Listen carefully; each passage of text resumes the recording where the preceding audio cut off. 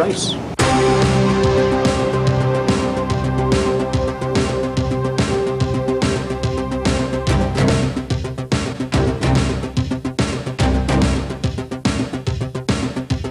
Until we read the judgment, I don't know whether we've been forced back to the table or whether we can live with it or whether they can live with it, I don't know.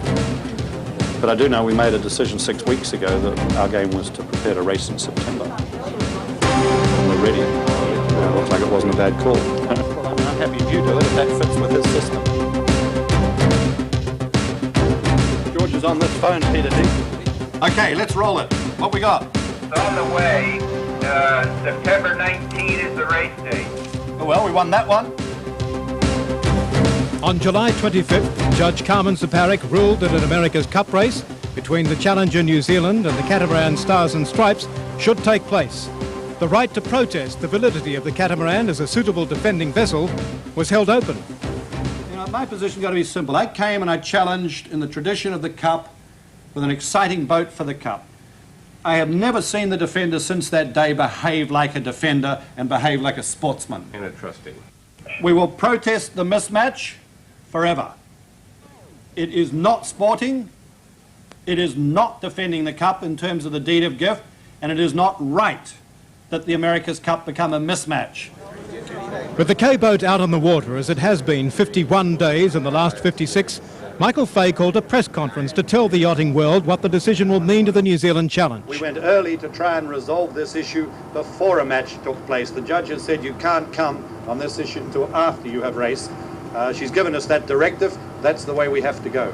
I think I was surprised in the sense that, given that the court case was May the 25th, I think everybody's expectation was that the basic issue would have been answered. The judge has said she can't answer it.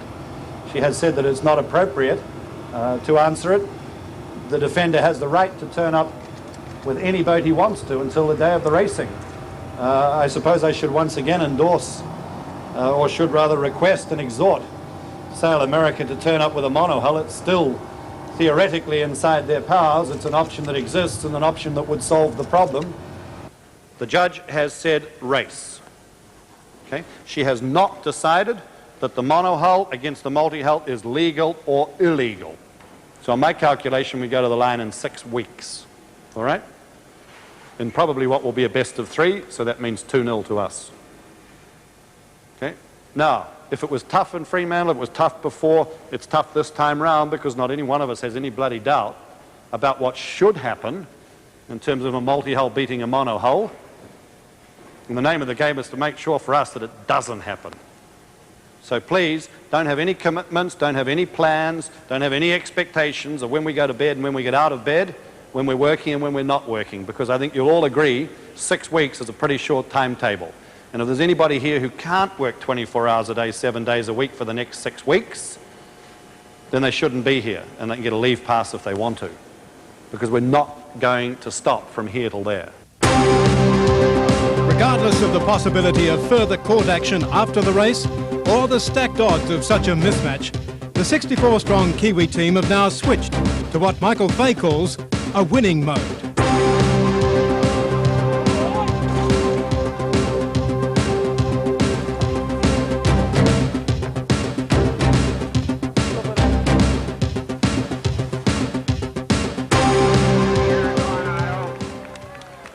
Making her home for the 59-member challenge. The full New Zealand crew have now been in San Diego since May 22nd. In that time, they've become part of the community. In fact, welcomed by a community that originally the Kiwi squad believed would be antagonistic. Coronado's Yacht Club has held barbecues to honour the squad, and the Mayor declared July 7 as New Zealand America's Cup Challenge Team Day. 18,000 square feet of sail. That's nearly half an acre. The team has even been drawing a friendly response from their opponents on the water, Stars and Stripes. To Coronado.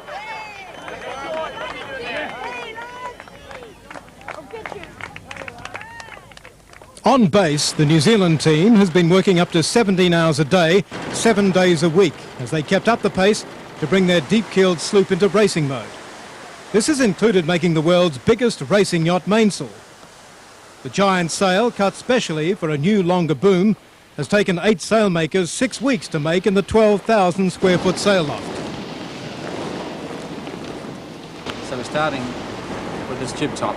Right. We're going to sheet mainly to this point up here, which is about 5 metres up. The concept designer behind New Zealand's sail plan is Tom Schnackenberg, who says when you build this type of sail, you can't afford a single error. In line, stop it from flapping.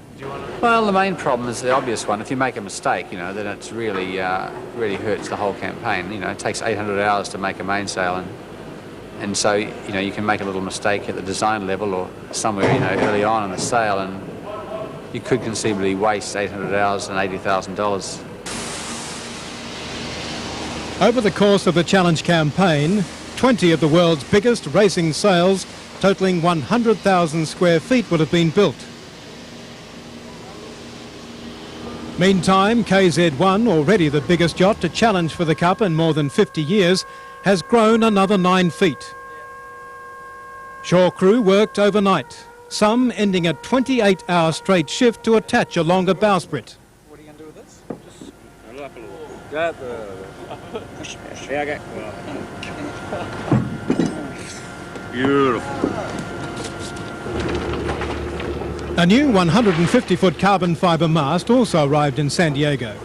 The new spar is lighter and stronger, and it came with the most sophisticated strain gauge system of any mast built in the world to carefully monitor the 45-ton load sometimes experienced. Before the mast could be stepped, each gauge had to be calibrated and then connected to the main computer, the operation consuming an extraordinary length of wire. We've got just on 10 kilometres at the moment. I think we're about 10 metres under 10 kilometres. I couldn't quite get the extra 10 in there just to round it off. After 8 days of wiring and preparation, the 15-storey spar went into the K-boat.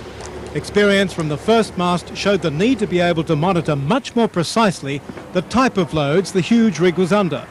During construction of Mast 2, strain gauges were built in the centre of the laminates, as well as on both the inner and outer walls. A total of 160 were used, and the Challenge became the biggest client for strain gauges of any New Zealand company. She's in.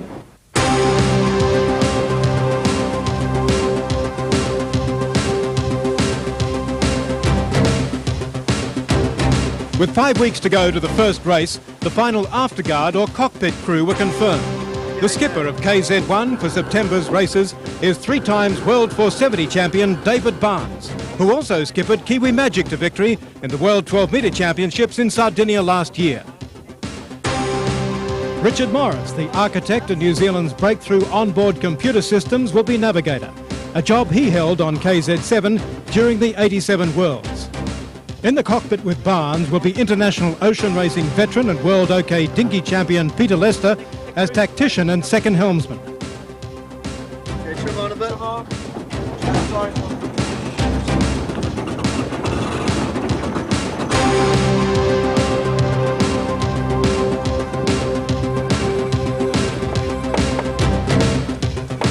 On the water, priority is now shifted to full race training, consolidating the strengths of the big boat. Both the Kiwis and Stars and Stripes have full-time spy teams shadowing each other, accurately measuring yachts' performances and looking for weaknesses.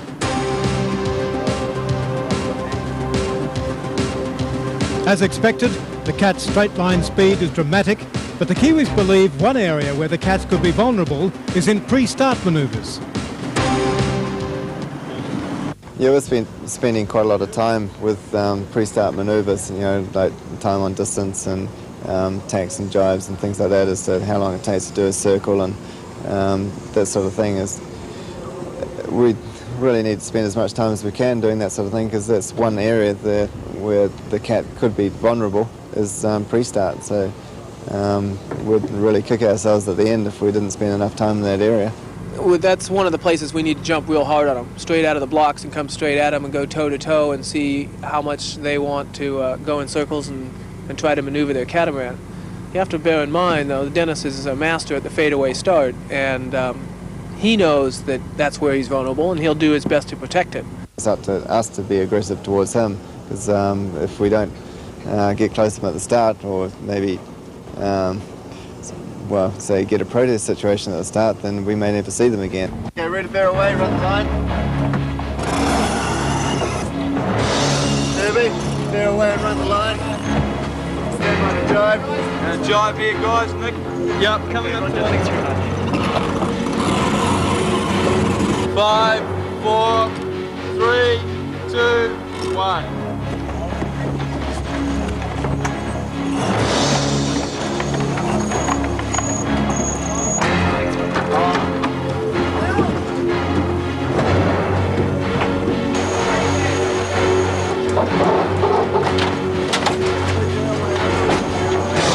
While the K-boat is undisputably the fastest monohull in the world, the New Zealand afterguard is pragmatic about the potential outcome when the big boat lines up against the catamaran. I rate the Cat very favourably. I mean, as Michael keeps telling us all, it is a mismatch. We knew that the contest could end up like this for the sailors. I mean, it's going to go on after we've finished here. And so we were pretty, you're prepared for this sort of deal. We've been given the job, as far as everybody's concerned on the boat, to learn how to sail the boat the best that we can, and we've got to go out there and sail that boat around the course the fastest we know how. And we've spent a lot of time in research, development, and working on crew work. And really, from the day that we first launched the boat until where we are now, I think everybody's come a long way. And so it's an important fact, as far as all of us are concerned, that we've just spent the time learning to sail the boat the best that we can. And the fact that we're racing against a totally different concept is really, it's a fact of life. 1 month to the day before the first race, the New Zealand team threw a party. Over 30,000 San Diegans turned up to an open day to meet the crew and look at the big boat close up. It was a chance for the New Zealand team to say thank you for the hospitality they've received in San Diego, and the last chance before the race for a moment of relaxation, Kiwi style.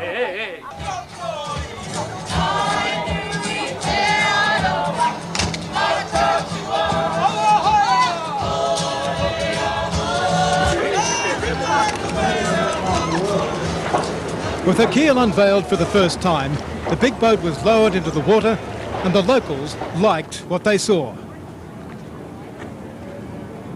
It's very impressive. It's beautiful. Competitively speaking, it's got to be a mean machine. And we had to come and see a beautiful boat. Being a United States citizen, my heart is, I think, with the Americas group, but I really admire you guys a lot. I think there's two different types of boats here completely, and it's like racing a stock car versus an Indy 500 car, and when you have that situation, it doesn't make for a race that's always equal. Sounds like the deck's stacked against you. Is that accurate? That's the way the papers are playing it. I think that was a cheap shot, really, going in with the catamaran. Judge Saparic has made the 1988 America's Cup official. Regardless of the odds and protests to come, the New Zealand crew are on the final countdown for the job they came here to do. Race for the Cup.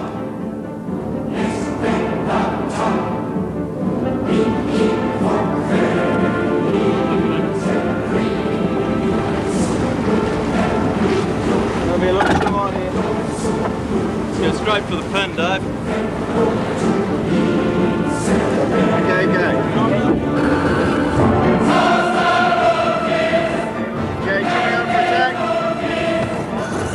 Dodson building for a 9-3 target. 9-2 and building slow, looking for a 9-9 target.